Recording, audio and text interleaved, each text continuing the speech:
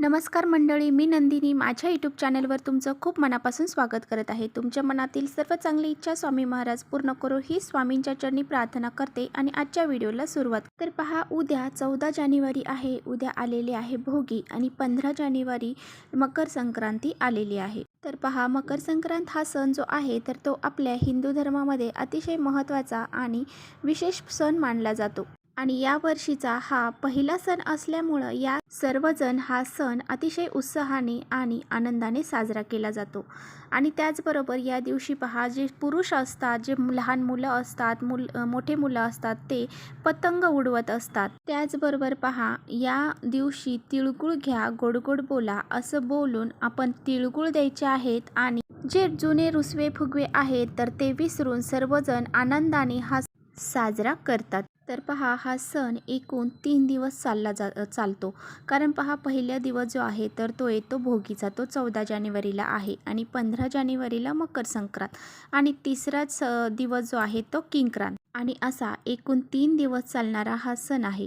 आणि त्याचबरोबर 15 दिवस बायका हळदी कुंकू आपल्या घरी ठेवतात आणि सुवासिनी स्त्रियांना घरी बोलून त्यांना हळदी कुंकू लावतात आणि विशेष असे त्यांना वाण हे त्या देत असतात। तर हे प्रत्येक घरामध्ये केलं जातं। तर पहा, भोगीचा दिवस म्हटलं की इंद्रदेवांची आठवण काढली जाते। असं म्हटलं जातं, आपल्या धर्तीवरती उदंड पीक पिकावं यासाठी प्रार्थना केली होती। बळीराजा हा वर्षानुवर्ष असेच पीक आपल्या शेतामध्ये काढत राहावे आणि ह्या ज्या पृथ्वी तलावर जे सजीव सृष्टी आहे त्यांचं पोट भरत राहो आणि या भोगीच्या दिवशी अशी ही प्रार्थना केली जाते। त्यामुळेच हा सण अतिशय महत्त्वाचा साजरा केला जातो। या दिवशी पहा, प्रत्येक भाजी जी आहे तर ती मिक्स भाजी करून खेंगाट हा शब्द ह्या भाजीला वापरला जातो आणि हे असं खेंगाट भोगीच्या दिवशी केलं जातं। त्याचबरोबर भोगी हा आनंदाचा आणि उपभोगाचा सण म्हणून साजरा केला जातो। या दिवशी तिळाला सुद्धा अतिशय महत्त्व दिलं जातं। या दिवशी पवित्र गंगेमध्ये स्नान करण्याला अतिशय महत्त्व आहे आणि भोगीच्या दिवशी स्नान हे विशेष स्नान केलं जातं। त्यामुळे या दिवशी काही वस्तू आपल्याला अंघोळीच्या पाण्यामध्ये टाकून आपल्याला अंघोळ करायची आहे, ज्यामुळे आपले जे वाईट भोग आहेत, कर्म आहे, नजर दोष आहे, इडापिडा आहे ते सर्व संपेल आणि 7 पिढ्यांची जी दारिद्र्य आहे तर ती आपली नष्ट होऊन जाईल। असा हा अत्यंत प्रभावशाली उपाय आपल्याला उद्या भोगीच्या दिवशी आवर्जून करायचा आहे, प्रत्येकाने करायचा आहे। आणि असा हा उपाय मी तुमच्याशी आज व्हिडिओमध्ये शेअर करणार आहे, तो तुम्ही शेवटपर्यंत नक्की बघा, जेणेकरून तुमच्यापर्यंत योग्य ती माहिती पोहोचेल।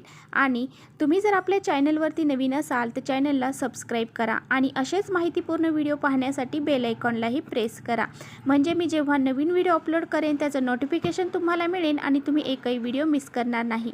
तर पहा, भोगीच्या दिवशी आपले जे काही जुने वाईट भोग आहेत किंवा जे कर्म आहेत किंवा दुःख, दारिद्र्य हे जे इडापिडा असेल, नजर दोष असतील, हे दूर करण्यासाठी हा दिवस खूप महत्त्वाचा मानला जातो। जर आपल्या आयुष्यामध्ये नेहमीच अडचणी येत असतील आणि आपण एखादं महत्त्वाचं काम करायला जातो आणि ते काम आपलं होत नसेल आणि त्या कामामध्ये नेहमी आपल्याला विघ्न येत असतील आणि काही शत्रूची बाधा आपल्याला लागलेली असेल किंवा कुणाचा नजर दोष लागलेला असेल, आपल्या घरामध्ये वास्तुदोष असेल, पण काही जुने कर्म केलेले असतील किंवा काही पाप केलेले असतील त्याचे फळ आपल्याला भोगावे लागत असतील, तसेच घरातलं दारिद्र्य आणि संकट संपत नसतील तर आपल्याला भोगीच्या दिवशी आंघोळीच्या पाण्यात ही एक वस्तू टाकायची आहे। त्यामुळे पहा, भोगीच्या दिवशी उद्या आपल्याला सकाळी लवकर उठायचं आहे आणि आंघोळीच्या पाण्यामध्ये आपल्याला सर्वात अगोदर टाकायचे आहेत ते म्हणजे तीळ। तर तीळ आणि तांदूळ, आपल्याला आंघोळीच्या पाण्यामध्ये काळे तीळ टाकायचे आहेत।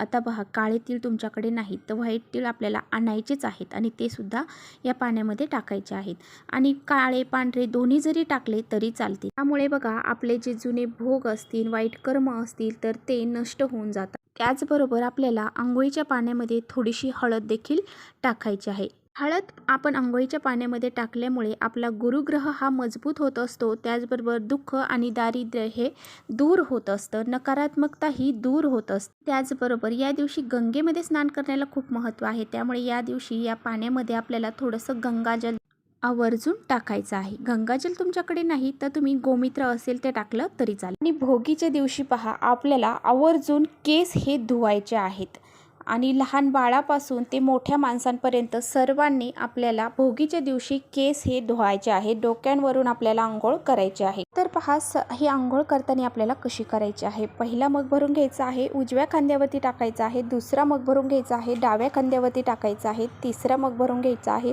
आपल्याला डोक्यावरती टाकायचं आहे। अशाच प्रकारे आपल्याला ह्या पाण्याने आंघोळ करायची आहे। अशा प्रकारे आपल्याला ह्या पाण्याने आंघोळ करायची आहे, आपलं शरीर शुद्धीकरण करायचं आहे। आता बघा, आंघोळ करताना आपले जे गुरु आहेत, जे देवांना आपण मानतो, त्या देवांचं आपल्याला नामस्मरण करायचं आहे किंवा सूर्यदेवाचं नामस्मरण केलं तरी चालेल। आंघोळ झाल्याच्या नंतर पहा काय करायचं, तो एक स्वच्छ कलश घ्यायचा आहे, त्यामध्ये स्वच्छ स्वयंपाकघरातून पिण्याचं पाणी घ्यायचं आहे, त्यामध्ये थोडेसे काळे तीळ टाकायचे, चमचाभर कच्चं दूध आहे तर ते टाकायचं, लाल फुलं त्यामध्ये टाकायची आणि थोडंसं लाल चंदन जर तुमच्याकडे असेल तर ते टाकायचं, ते नसेल तर कुंकू टाकायचं आणि आपल्याला सूर्यदेवांना अर्घ द्यायचा आहे। आवर्जून ह्या दिवशी आपल्याला सूर्यदेवांना अर्घ द्यायला विसरायचं नाही, कारण हा जो दिवस आहे तर तो सूर्यदेवांचाच दिवस आहे। त्यामुळे सूर्यांचं नामस्मरण, सूर्यांना नमस्कार करणं आणि अर्घ देणं अजिबात विसरायचं नाही। आता पहा, जेव्हा तुम्ही हे अर्घ सूर्यदेवांना देणार आहात तेव्हा आपल्याला ओम आदित्याय नमः, ओम आदित्याय नमः असं म्हणत आपल्याला सूर्यदेवांना अर्घ द्यायचा आहे। या मंत्राचा जर आपण जप केला तर आपले जे काही भोग आहेत ते नष्ट होत असतात आणि त्याचबरोबर आपल्या घरामध्ये जे दारिद्र्य आहे, संकट आहे ते दूर होऊन जात। त्याचबरोबर सूर्यदेवांना मनोभावे नमस्कार करायचा आणि प्रार्थना करायची, माझे जे काही जुने वाईट भोग असतील किंवा काही पाप केलेले असतील किंवा काही दुःख असेल, दारिद्र्य असेल, ते सर्व दूर करा आणि माझ्या जीवनामध्ये सुख समृद्धी निर्माण होऊ द्या। आपले जे आर्थिक समस्या असतात ना त्या सुद्धा यामुळे दूर होतात। तुम्हाला सर्वांनाच माहिती आहे, सूर्यदेव, चंद्रदेव हे दोनच देव आपल्याला डोळ्याने दिसत असतात आणि बाकी सर्व देव हे मूर्तीमध्ये असतात, परंतु हे साक्षात आपल्याला दिसतात। त्यामुळे यांची पूजा करायला अजिबात विसरायचं नाही। त्यामुळेच पहा, आंघोळीच्या पाण्यामध्ये आपल्याला असा हा उपाय करायचा आहे आणि त्यानेच आंघोळ करायची आहे। त्याच गोष्टी टाकून आपल्याला आंघोळ करायची आहे। इथेच थांबवते माझा व्हिडिओ आवडला असेल तर नक्की लाईक करा, चॅनेलवर नवीन असाल तर चॅनेलला सबस्क्राईब करा। परत भेटूया अशाच छानशा व्हिडिओसोबत, तोपर्यंत श्री स्वामी समर्थ।